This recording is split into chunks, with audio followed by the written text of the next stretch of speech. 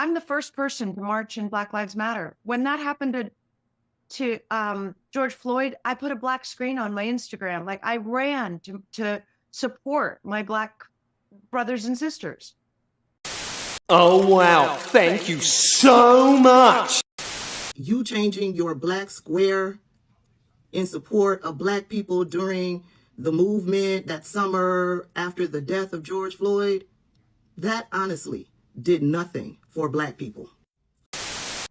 You know, there was a film being shown by this Black lesbian club on Columbia campus, and they put signs up that said "No Jews allowed." Okay, let's see who Julianna can offend in this round. This is part 3 from her podcast. There was a film being shown by this Black lesbian club on Columbia's campus, and they put up signs that said "No Jews allowed." Let me tell you what it really said. It said, "It's free Palestine over here. Zionists aren't invited. See you soon." Sounds different, doesn't it? Jews died for their cause. Where's the history lesson in that? Who's teaching these kids? Because the fact that the entire Black community isn't standing with us, to me, says either they just don't know, or they've been brainwashed to hate Jews. Ooh, she was this close to saying ignorant. It was right there. She was this close to calling the entire Black community ignorant. Speaking of ignorant, notice how at no point did she mention Palestinians. I guess they don't exist in this whole who had it worse, Jews and Blacks, and so therefore we have to support you no matter what you do. Now, I could kind of understand feeling like you didn't get your just desserts for the work and sweat and blood and tears you put in. It's kind of like Black people fighting for representation and getting programs passed for people to be more inclusive, and then them using those programs to include everybody but Black people, kind of like you, Julianna Margulies. Now, if she would have stopped it right there, it wouldn't have been as bad. Here's where it gets all the way ugly. And as someone who plays a lesbian journalist on the morning show, I'm more offended by it as a lesbian than I am as a Jew, to be honest with you, because I want to say to them, you fucking idiots. And as someone who plays a lesbian journalist on the morning show, I'm more offended by it as a lesbian than I am as a Jew, to be honest with you. So she's married to a man. She's not a lesbian. I guess she's just a character actress. She really gets in her role, so she knows how lesbians feel. You don't exist. Like, you're even lower than the Jews. A, you're Black, and B, you're gay. And you're turning your back against the people who support you? Now, I'm offended by what you said as an Indigenous person. I played one in our 4th grade play. Ooh, so you're wondering why you're not getting support. You got hard B on Black, you got hard L on lesbian. You identify as one because you play one on TV, and then you go with you're even lower than the Jews. Well, tell us how you really feel, Julianna Margulies. The Jews were the ones that walked side by side with the Blacks to fight for their rights. Because they know. And now the Black community isn't embracing us and saying we stand with you the way you stood with us. So then she says, which is also why in the civil rights movement, the Jews were the ones that walked side by side with the Black, but plural, which never sounds good when you say that, especially as a white person saying that, and to fight for their rights because they know. And now the Black community isn't embracing us and saying we stand with you the way you stood with us. So, first of all, the way she just said the Black community was it's not a good sound. And then also, like, why do you expect the Black community to support a government that's pretty much an apartheid government that segregates, that calls an ethnic group animals? Like, do you see why maybe they would not support that government? Maybe, I don't know. Maybe Julianna needs to have a little more diversity in her life so she can understand other people besides just playing them on TV. Racism and pulling Black people into this is problematic for me.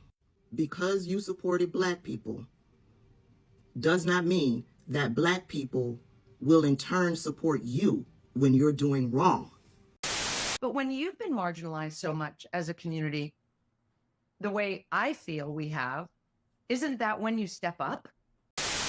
On today's episode of Where Are the Blacks, you have old girl from ER asking that very question and joining a very long list of other Hollywood nutcases who also asked that question many times over the last 8 weeks. Because why? Because they are obsessed. Honestly, the obsession with blackness at the moment is at an all-time high, as is the level of perversion attached to it. Julianna, you're obsessed. Yes, anti-blackness includes violence, it includes exploitation, but anti-blackness also includes a fetishization and consumption.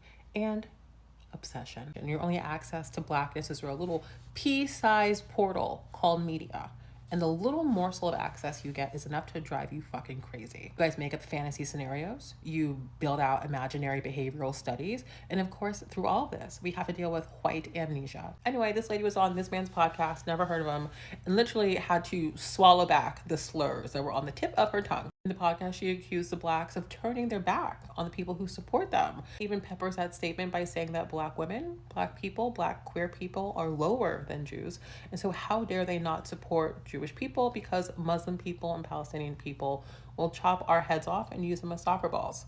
Which, babe, it's just not true. It's giving get off the podcast and get an MRI, babe, because you might have a fucking grapefruit-sized tumor in your head, hon. It's also giving I'm allowed to generalize anybody and everybody, but how dare anybody do that to me? She's under attack. I'm still trying to figure out from who, because last time I checked, she's just a rich white 6-year-old lady who lives in comfort and safety in America. She also uses the word Jewish as a catch-all term, as if us big-brain people haven't already learned to separate Judaism from Israel and from Zionism, babe. If we are specifically talking about Israel, Jules, this bozo has been signing off my tax dollars by the billions.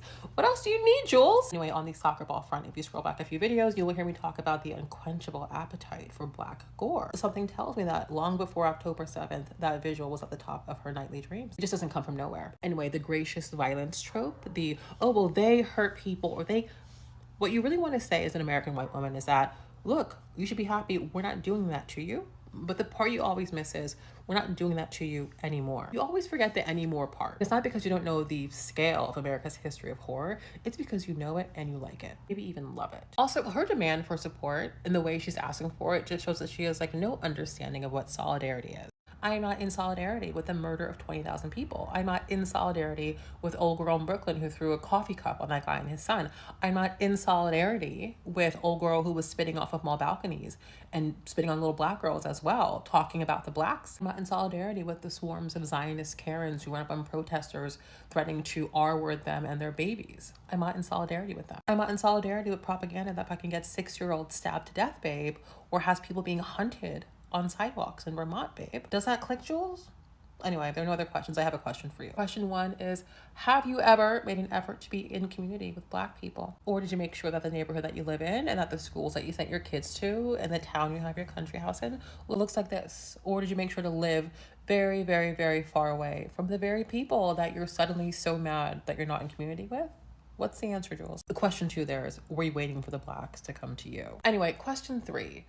There's a very marked and sudden reaction and sudden sort of call for support after October 7th. But what about June in New Hampshire, or September at Disney, or October in Milwaukee? The flags, the hand signs, the gestures, the symbolism, the hero of this ilk. This is not the KKK. These are not Confederate flags. This is very specific symbolism from a very specific era in history, from a very specific genocide, Jules. Is this not urgent when it's pointed at drag queens or when it's pointed at Latin immigrants, Jules, or black people for that matter, Jules? Because black people in America are fighting against this symbolism, this ideology every single day, no days off, all day, every day, with no support, 0 breaks, Jules, while on top of that being gaslit by an entire country of people who tell us that it's not that serious and that we deserve it. So what's going on, Jules? This is why we talk about white supremacy, Jules, as a primary ideology between you, Michael Rappaport, Talia, Amy Schumer, and whoever else, Jules. What is it about the red, green, and white flag that is shockingly terrifying to you, more so than this? Why is this in America not forcing you to run onto the internet and to podcast to scream about how terrified you are, about how you're scared to wear your Star of David? Why is this not doing that for you in America right now? The answer is because your whiteness in America allows this to not be a threat to you anymore. So what's next, Jules? Is Amy Schumer going to step in and say that, her 8 friends Her 8 black friends were upset with what you said and asked for an apology. Are you going to lose your job for being a racist? Is all future press going to force you to condemn violence against gay and black people? Is your agent going to drop you for being racist to black people, Jules? Or are they all going to decide for us that what you said wasn't that bad? That doesn't deserve an apology. You shouldn't lose your job over it. That it's being taken out of context and it's allowed some sort of understanding and nuance, Jules. What is your consequence for this, Jules? Answer that last question, go stand in the mirror, and then come back and ask if and why you deserve support. When have we ever oppressed? Ever? I would like to introduce Julianna Margulies to Maurice Berger. He is the author of the book called White Lies, since Julianna thinks that we don't read and we don't know about history. Maurice, who is a Jewish man who did fight for civil rights for African Americans in the artistic space, started his book off with a prologue about his mother.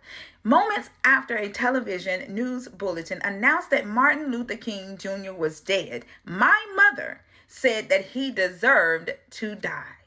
His mother, who was also Jewish and did not like black people, felt that Martin Luther King was a troublemaker and that he was ungrateful to those brave and foolish white people who stood by his side in the civil rights movement.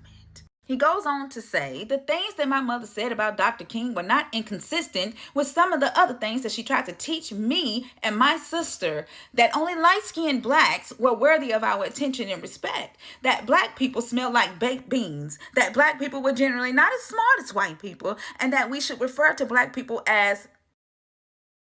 Following information, it was provided by Mr. Clive Webb. He was author of Fight Against Fear, Southern Jews and Black Civil Rights. In Mr. Webb's research study, Jewish merchants and black customers in the age of Jim Crow, he starts off by telling us the first 2 rules that Jewish people are taught when they get to America. Rule number 1 is that unlike in their native homeland, Jewish stores are not closed on Saturdays, which is normally their Sabbath, but they are open in America, and the Sabbath is observed on Sunday. The second rule concerned the treatment of African Americans, and according to his employer, there was sufficient suspicion of Jews among the white Protestant majority without their stirring up trouble over the race issue. And no matter what personal sympathies the merchant might have with African Americans, good business sense dictated public acceptance of the status quo. In other words, if you feel like you have something in common with the Negroes, you better think twice, because here in America, being accepted by white folks matter most, and that's how you gonna make money. So don't go making friends with the Negroes. Clive then shares the sentiments of one Jewish man who was given that rule when he got here, and he said, well, I'm here for a living, not a crusade. In other words, I'm here to make money, not to help black folks fight for freedom. Now, Bronson adhered strictly to these rules when he opened his own store, and although he had no prejudice towards African Americans, he refrained from any overt action that might risk retaliation from the enraged white folks. In other words, because white folks don't like him in public, neither do I. I could also talk about how Jewish people helped start the NAACP, how they sat on the board of SNCC. But I could also talk about how they did not let those same black people sit on the boards of Jewish organizations and how that angered those same black people. But I'm about to go to bed. Y'all have a good night. You can use the argument for Israel. The UN, I mean, here's what kills me, is that these kids are calling the Jews colonialists. If you're going to go with that argument, kids, then get the fuck out of America, because you were not here first.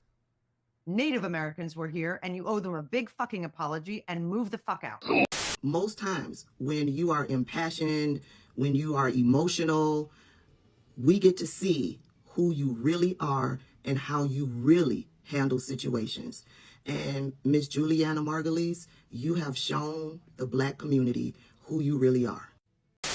Such blatant entitlement and racism towards the black community, unprovoked from this nasty piece of work.